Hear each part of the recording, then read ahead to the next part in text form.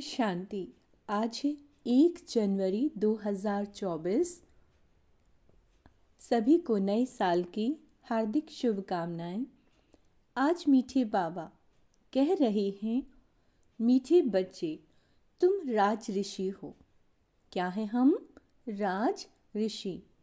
तुम्हें राजाई प्राप्त करने के लिए पुरुषार्थ करना है, साथ साथ दैवी गुण भी ज़रूर धारण करने हैं।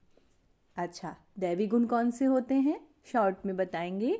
कम बोलें, धीरा बोलें और मीठा बोलें। प्रश्न है, उत्तम पुरुष बनने का पुरुषार्थ क्या है? किस बात पर बहुत अटेंशन चाहिए?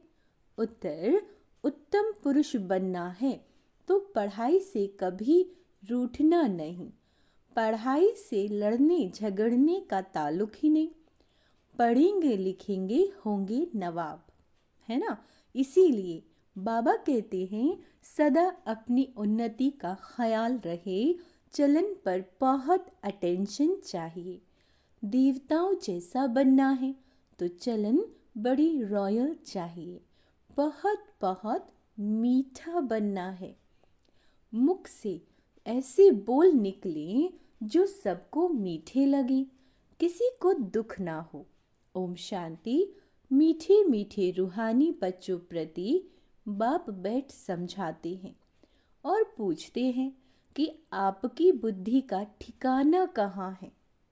मनुष्यों की बुद्धि तो भटकती है, कभी कहाँ कभी कहाँ। बाप समझाते हैं, तुम्हारी बुद्धि का भटकना बंद, बुद्धि को एक ठिकाने लगाओ। बेहद के बाप को ही याद करो।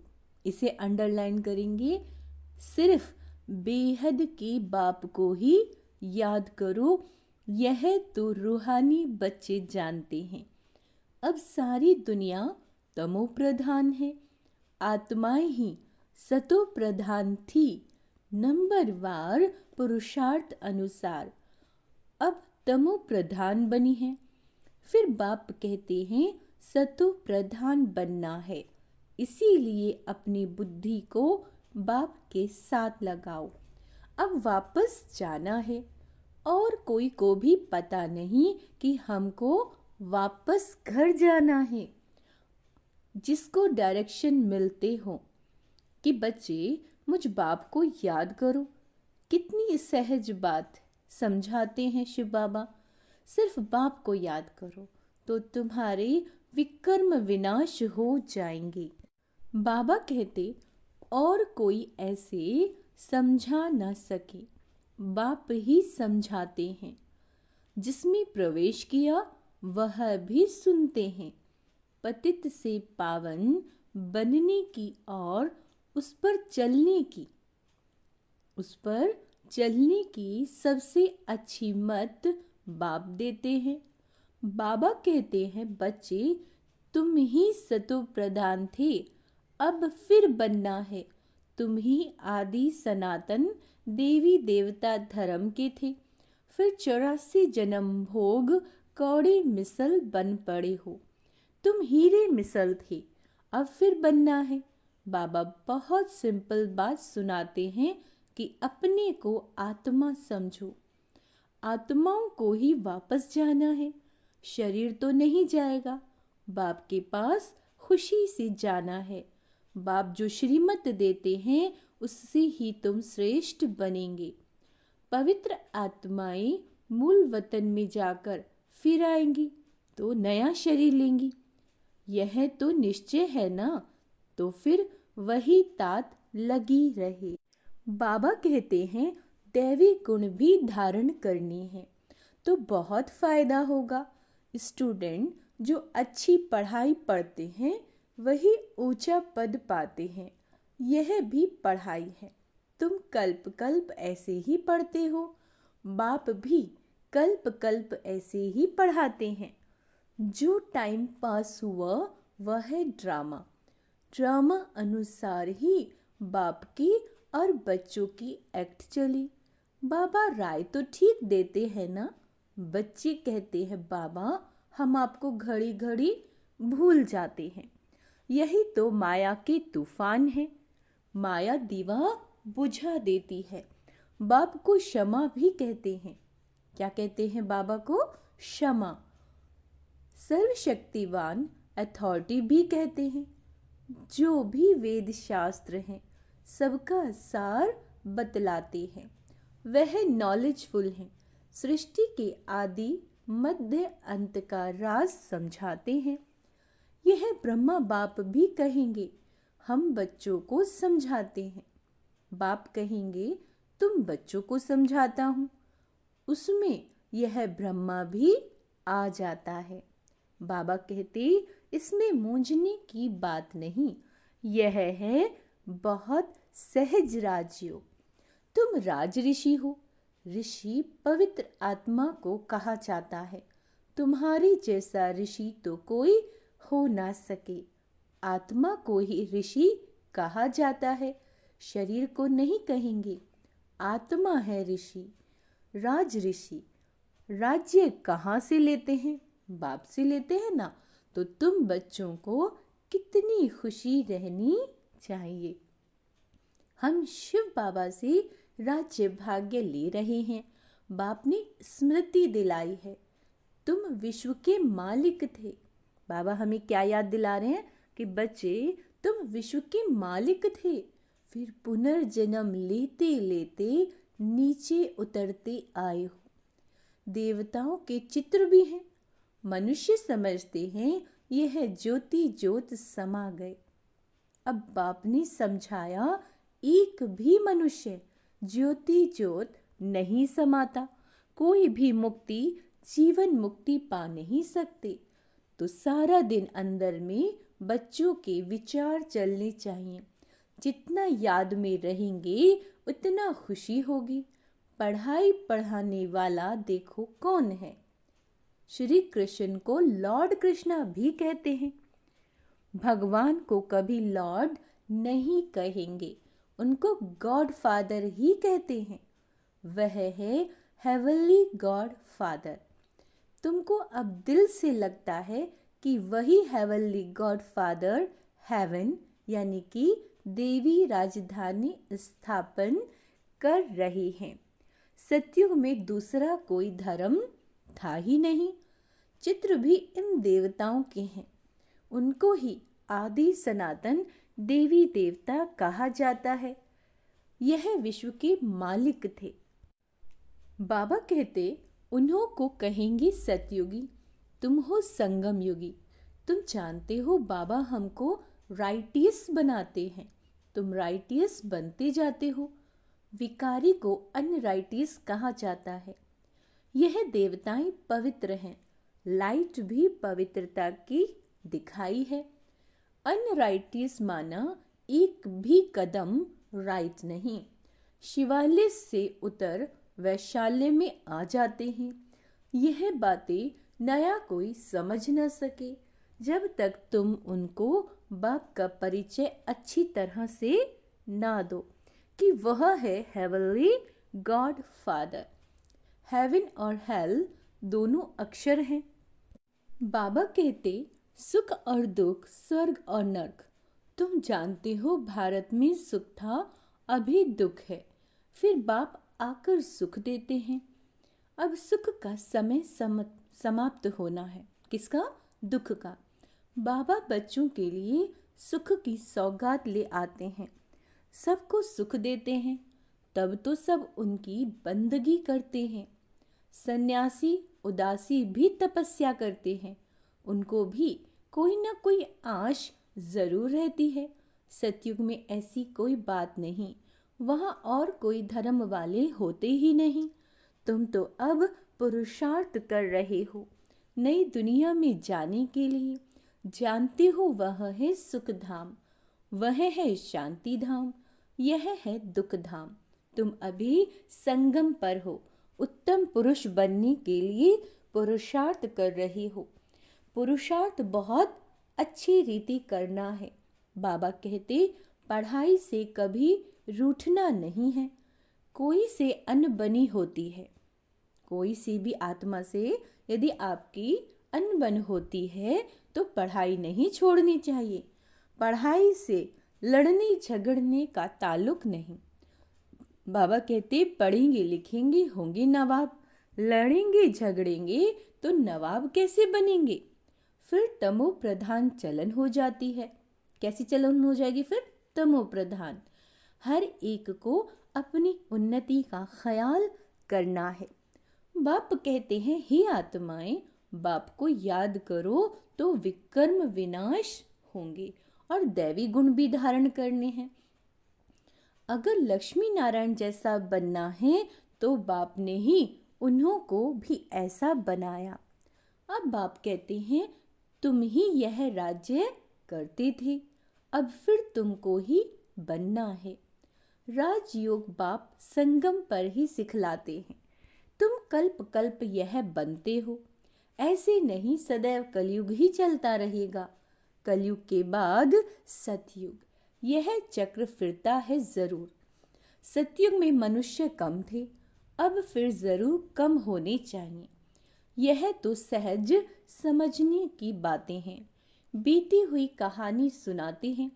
छोटी सी कहानी है, वास्तव में है बड़ी, परंतु समझने में छोटी।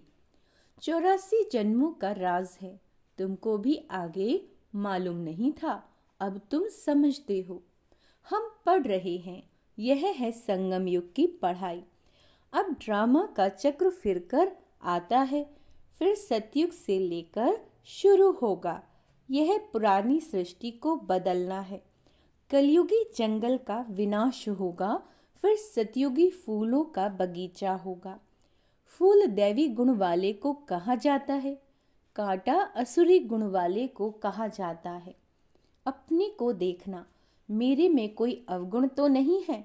अभी हम देवता बनने लायक बन रहे हैं तो दैवी गुण जरूर धारण करना पड़े। बाप टीचर सदगुरु बनकर आते हैं तो करेक्टर जरूर सुधारना पड़े। मनुष्य कहते हैं सबके करेक्टर खराब हैं, लेकिन अच्छा करेक्टर किसको कहा जाता है यह भी नहीं जानते। तुम समझा सकते हो, इन देवताओं के करेक्टर अच्छे थे ना। यह कभी किसी को दुख नहीं देते थे। कोई की चलन अच्छी होती है तो कहते हैं यह तो जैसे देवी है, इनके बोल कितने मीठे हैं। बाप कहते तुमको देवता बनाता हूँ तो तुमको बहुत मीठा बनना पड़े, दैवी गुण धारण करने हैं। बाबा कहते जो जैसा है वैसा ही बनाएंगे। तुम सबको टीचर बनना है, टीचर के बच्चे टीचर। तुम पांडव सेना हो ना, पांडव का काम है सबको रास्ता बताना, दैवी गुण धारण करने हैं। गृहस्थ व्यवहार में भी रहना है, घर में भी सर्विस कर सकते हो।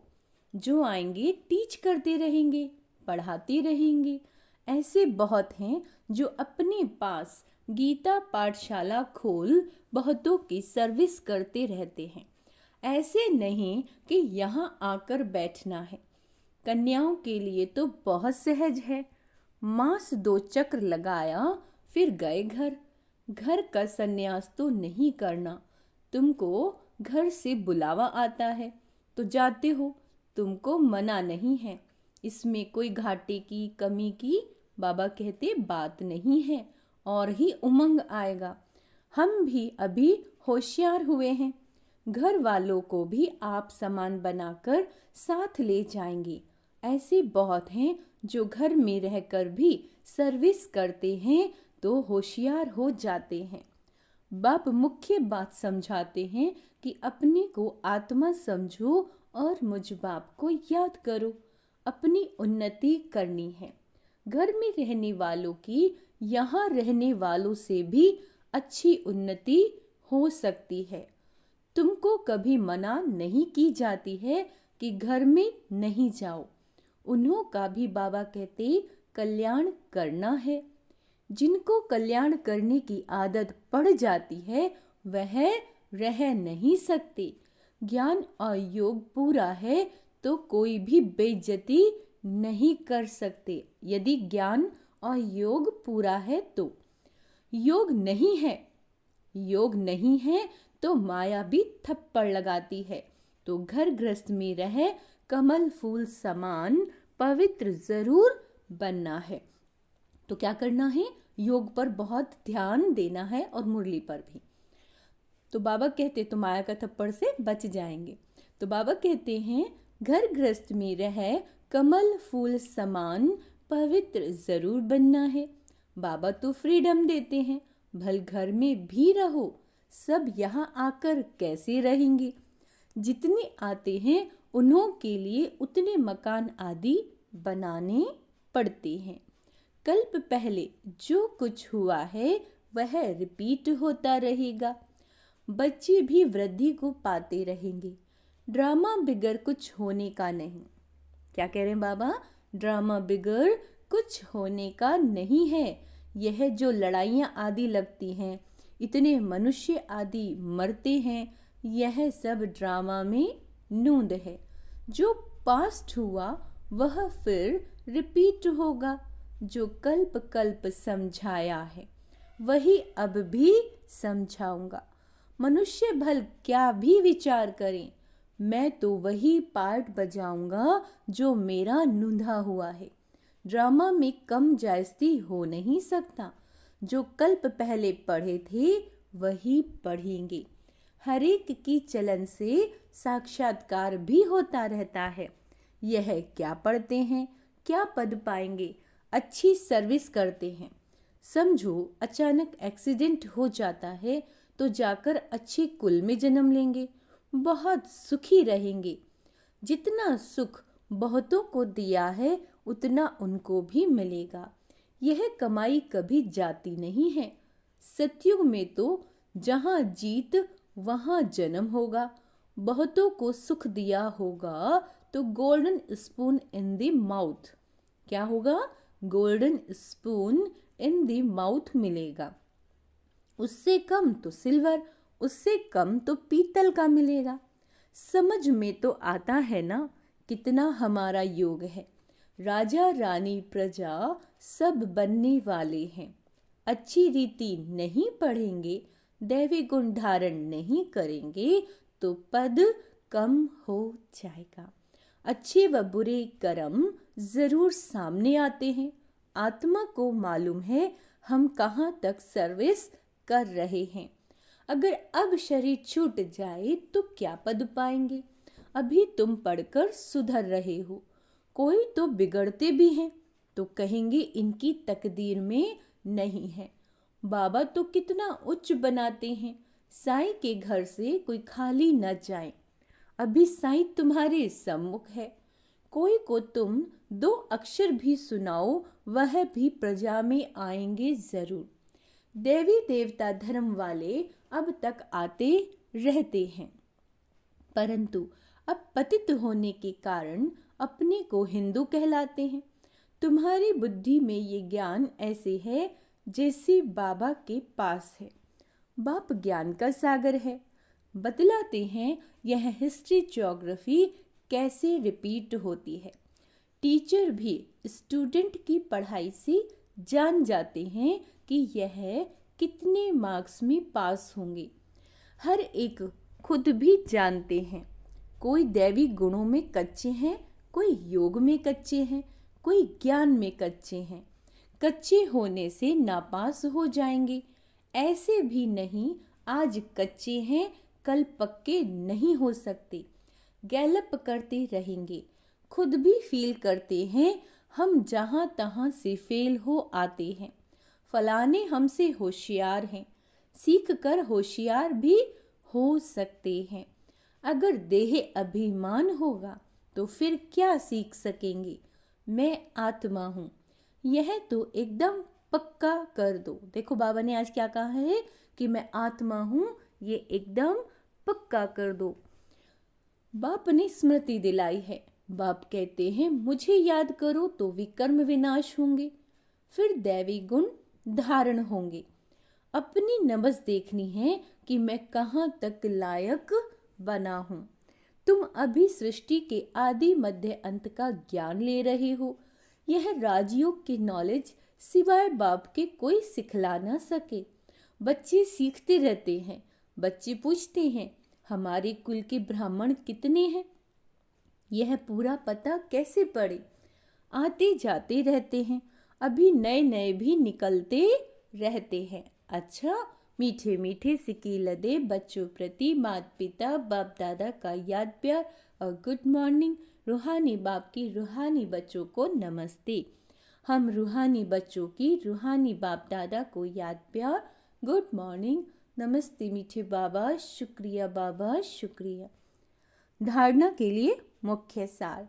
बाबा कह रहे हैं, अपना दैवी कैरेक्टर बनाना है। दैवी गुण धारण कर अपना और सभी का कल्याण करना है। सबको सुख देना है, यानी कम बोलो, मीठा बोलो और धीरे बोलो। दूसरा है, सतो प्रधान बनने के लिए बुद्धि एक बाप से लगानी है ना? बुद्धि को भटकाना नहीं है। बाप समान टीचर बन सबको सही रास्ता बताना है। तो बुद्धि कहाँ भटकती है आजकल? सबसे ज़्यादा मोबाइल में भटकती है, क्योंकि वहाँ सभी के नंबर होते हैं, तो ध्यान सब पे जाता है कि चलो इससे बात कर लूँ, उससे बात कर लूँ। तो अव्यक्त मास चल रहा है, तो सतु प्रधान बनना है। बाबा ने कहा बुद्धि नहीं भटकानी है, तो ज़्यादा से ज़्यादा हो सके तो मोबाइल ऑफ रखें। वरदान है, चलते फिरते अपने द्वारा अष्ट शक्तियों की किरणों का अनुभव कराने वाले फरिश्ता स्वरूप भव। फिर से सुनो, चलते फिरते अपने द्वारा अष्ट शक्तियों की किरणों का अनुभव कराने वाले फरिश्ता स्वरूप भव।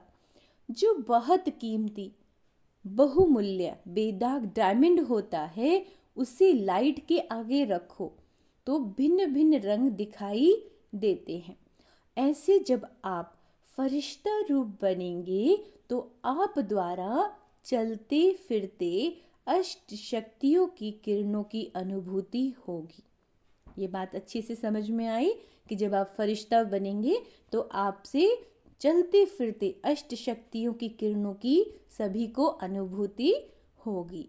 कोई को आपसे सहन शक्ति की फीलिंग आएगी, कोई को निर्णय करने की शक्ति की फीलिंग आएगी, कोई से क्या शक्तियों की आपको, उन आत्माओं को फीलिंग आएगी।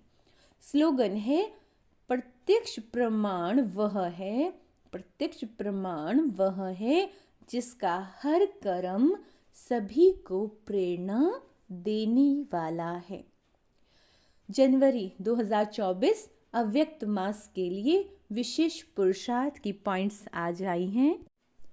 इस जनवरी मास में विशेष साइलेंस की अनुभूति करने और ब्रह्मा बाप समान डबल लाइट फरिश्ता बनने के लिए पुरुषार्थ की पॉइंट्स मुरली के नीचे लिख रहे हैं। यही पॉइंट्स जनवरी मास के पत्र पुष्प में भी रहेंगी। कृपया सभी ब्रह्मावत्स इसी अनुसार अटेंशन रख रोज एकांत में बैठ कम से कम 10 मिनट अव्यक्त साइलेंस का अनुभव करें। पूरा ही दिन डबल लाइट फरिश्ता स्थिति में रहे अपने श्रेष्ठ संकल्पों द्वारा इशारों से कारोबार करके अपने सेवा स्थानों को सूक्ष्म वतन बनाएं। बीच बीच में आपस में मिलकर इन पॉइंट्स पर गहरी रूह रिहान करते हुए अनुभवों की लेन देन भी करें। हम सब की ये डबल लाइट स्थिति तथा साइलेंस की गहरी अनुभूति ही परमात्म प्रत्यक्षता की निमित्त बनेगी।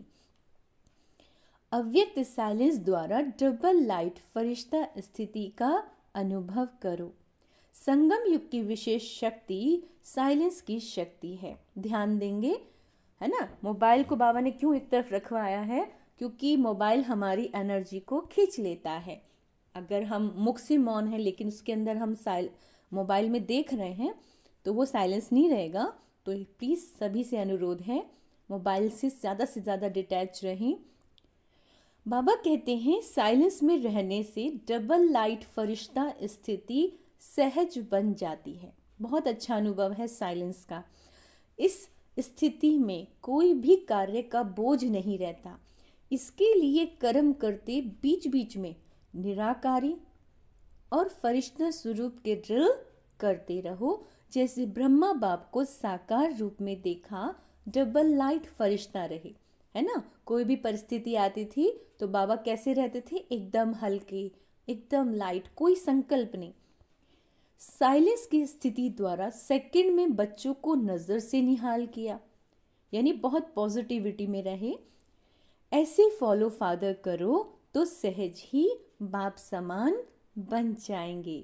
अच्छा, ओम शांति। तो इस अव्यक्त मास के लिए और आज के लिए ये अभ्यास करेंगे। मैं लाइट हाउस फरिश्ता हूँ, मैं शांत स्वरूप आत्मा हूँ। ओम शांति।